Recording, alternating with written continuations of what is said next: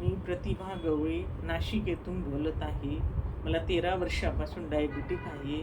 मी शुगरच्या 13 वर्षापासून ॲलोपॅथिक गोळ्या 3 टाईम घेत आहे. माझे सकाळी नाश्त्यानंतर 1, जेवणानंतर 2, रात्रीच्या जेवणानंतर 2 एवढ्या गोळ्या चालू आहेत आता. पण माझी शुगर कधीही कंट्रोलला आली नाही. त्यावर अजून 30 युनिट इन्शुलिन मला सुरू आहे. आणि एवढं सगळं असूनही माझी शुगर कंट्रोलला आली नाही. शुगरमुळे मला इतर आणखी खूप त्रास व्हायचे.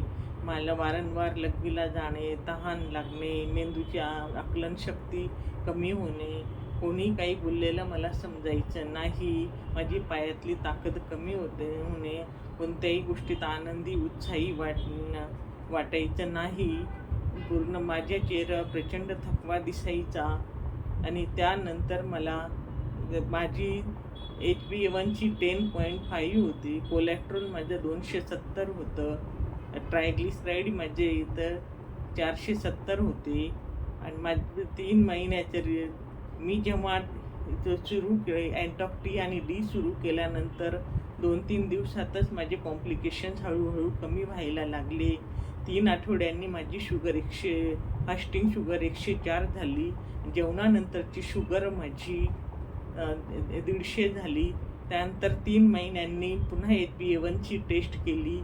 माझे HbA1ची 7.4 झाले. कोलेस्ट्रॉल 138 झाले. ट्रायग्लिसराईड माझे 111 झाले. आणि माझे पूर्णपणे त्रास नाहीशी होऊन मला सगळ्या म्हणजे जेवढे म्हणजे बाहेर जाऊन नंतर मी थोडेफार पूर्ण म्हणजे जे खाण्यापिण्याची इच्छा माझी नंतर व्हायची नाही. मला गोड खाणं वगैरे काही नाही. पण मी मे महिन्यामध्ये 1 दिवसाआड आंब्याचा रस खाल्लं तरी माझी शुगर फारशी वाढली नाही. तरी माझे 7.4 HbA1चे आले. आणि अजून मी माझे 3 महिने औषधं घेणार आहे. आणि मला इतका उत्तम रिझल्ट आणि परिणाम मिळाला. मला अँटॉक टी आणि डी यांचे मी शतशः आभार मानते.